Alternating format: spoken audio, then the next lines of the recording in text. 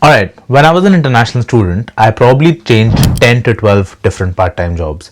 I've worked everywhere. I've worked in retail, hospitality, as a kitchen hand, car wash, casual work, part-time work, you name it, I've done it. But slowly and steadily, I picked up smarter ways to earn money, get more output for the time that I was putting in. And that is why I'm here to tell you the best 5 side hustles as an international student that can probably earn you about $250 to $300 per day on the side of your part-time income. Alright, hello, welcome back to another video on this channel. So without delaying it too much, let's get right into the video. Before I tell you the first one, let me tell you, I've done many things here in Australia.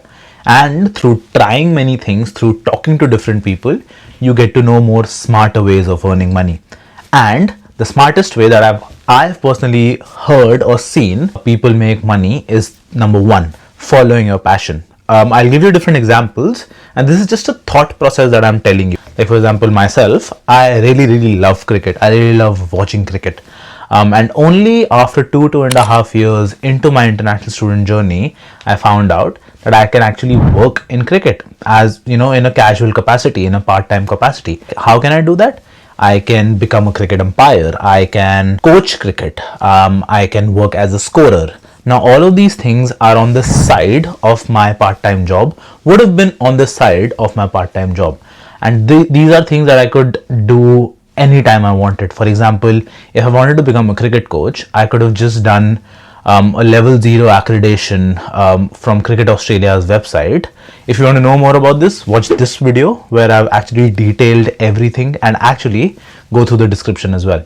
Next one is photography. I have actually 2 to 3 friends who liked photography, who liked it as a passion, as a hobby, used to do it back home, and now they have traveled to Australia, or if they didn't bring their camera in their first flight, when they went back to their home country, they got the DSLR camera with them and have started giving their services out on an hourly basis. Again, there are a lot of events that they work, for example, a baby shower, a career and networking event, a uni event, anything and everything that builds their portfolio, and then they can then start reaching out to clients and charge them on an hourly basis.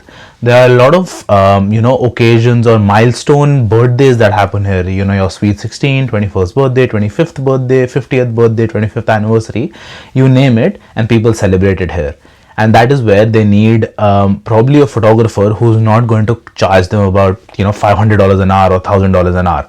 They need someone who can come in, do the work, and they can still pay them a decent amount that will save money on their end. But also for a student like you who's into photography, who knows the space to some extent, and who has a DSLR camera, to then turn that hobby, turn that passion into a side hustle. And again, you can charge anywhere from $50, $60, $80 an hour, and then also charge for the time that you come back home, upload those videos, edit them, and send it across to them. And mind me, these are just examples for the first side hustle that I mentioned. Another one is music, gig work, acting.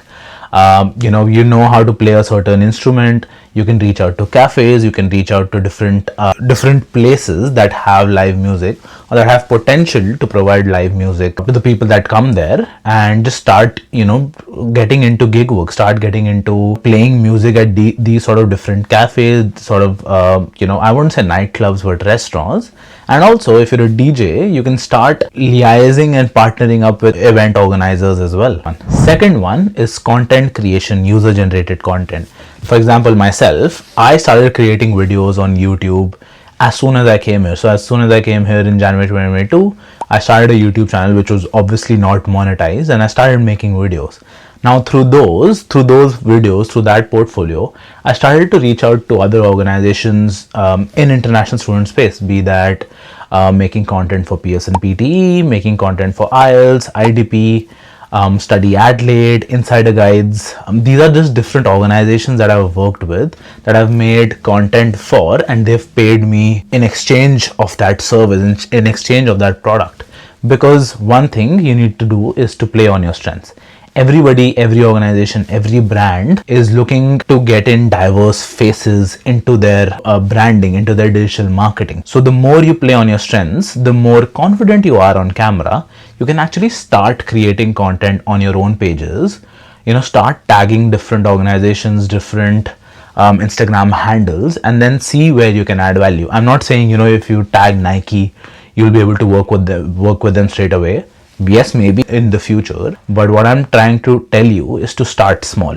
If you're making content in sport, you can start creating content at different coaching centers or different community and sports centers that you go to. Like, for example, if I went and played pickleball with my friends last weekend, I can just make a video, make a reel on the experience we've had, and then tag the center that we went to. So it's these small things that you need to focus on. Now, same goes for females out there. If you're creating videos in the lifestyle space, in the beauty space, start with smaller brands, start with people, start with organizations that you feel need a diverse face, and start partnering up with them. Start reaching out to them on Instagram.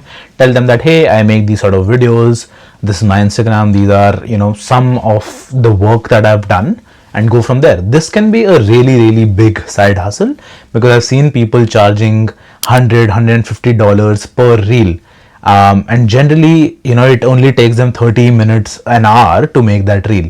And even if you're doing that every week, that's $600 every month that you're getting on the side. That probably takes care of your rent as well. Now the third one is casual jobs, but with a side hustle twist. Now what I mean is that I have a lot of friends who have started providing services in the things that they're more experienced in. Like, for example, I have a friend who has 2 dogs back home, and what she started to do is that she started to provide services where she can go and look after people's dogs when they're out on a date night or when they're on vacation. They can go and feed their dogs when they're busy. She can go and look after the dog even for half a day or the night, or even do house sitting as well. I have another friend who does house sitting as well.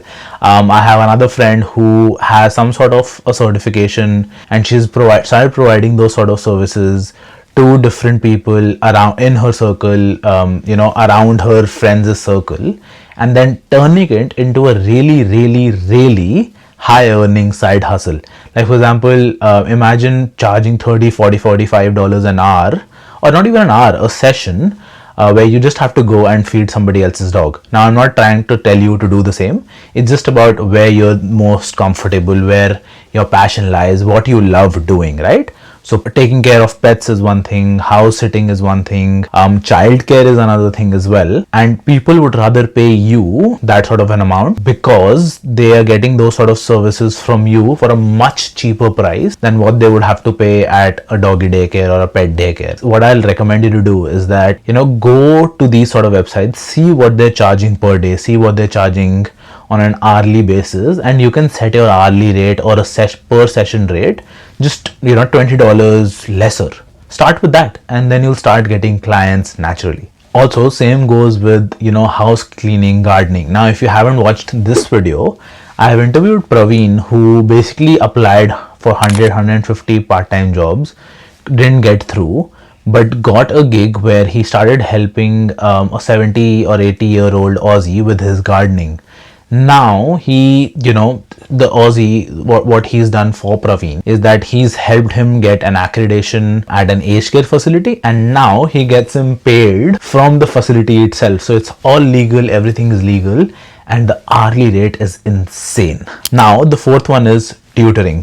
And I'm not just saying, tutoring the sort of subjects that you've studied in uni. You can also do that. So if you're a second year or a third year student in a particular degree, and you see someone struggling, or you see a bunch of people struggling, you can offer tutoring services to these sort of people. Thinking outside the box, you can also look at coaching people who are trying to come to Australia or who are trying to come abroad. Offer them to coach PTE, IELTS, or how to get that big band that you need for you to get that visa. Because all of us know that you need about 79 or more than 80 or more than 79 in each band to get the highest points when it comes to PR. A lot of people do get that minimum band and are able to come abroad, are able to come to Australia or whichever country you're planning to go to. But when it comes to getting the maximum points for PR or for any visa, they struggle a lot. They have to pay $450 per English test every time they do not get that score.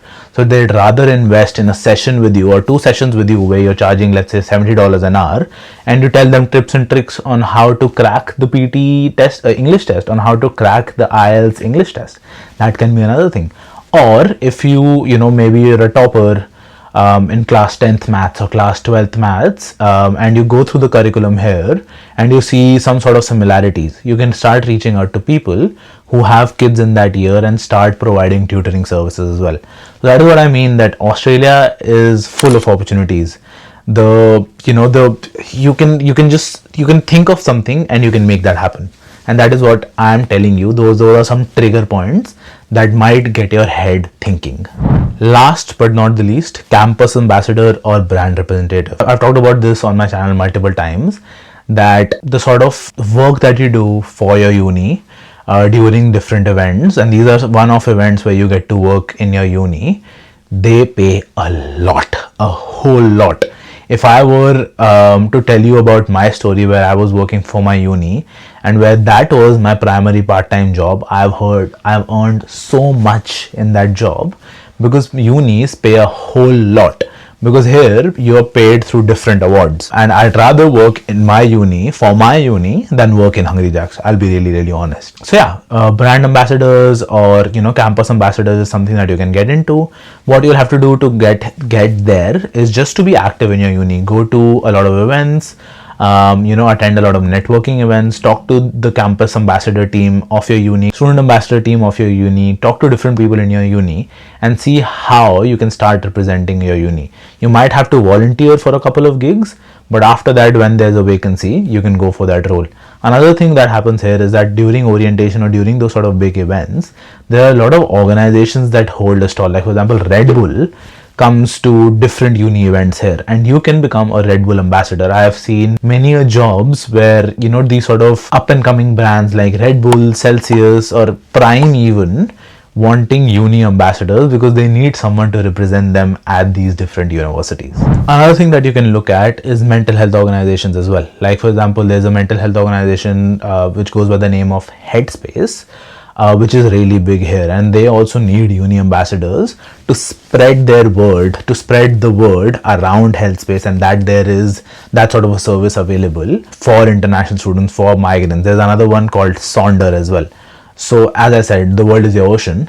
Go out, see what you can do, see where you can add value, and once you start adding value, start charging for that value addition. I hope this video added value to you. I hope this contained some sort of trigger points that gets your head thinking, that gets you, oh shit, I really don't have to just focus on a part-time job. I can look at these things and start exploring different options and widening my network. Well, if this added value, if you like the video, like, share, subscribe, and I'll see you in the next one.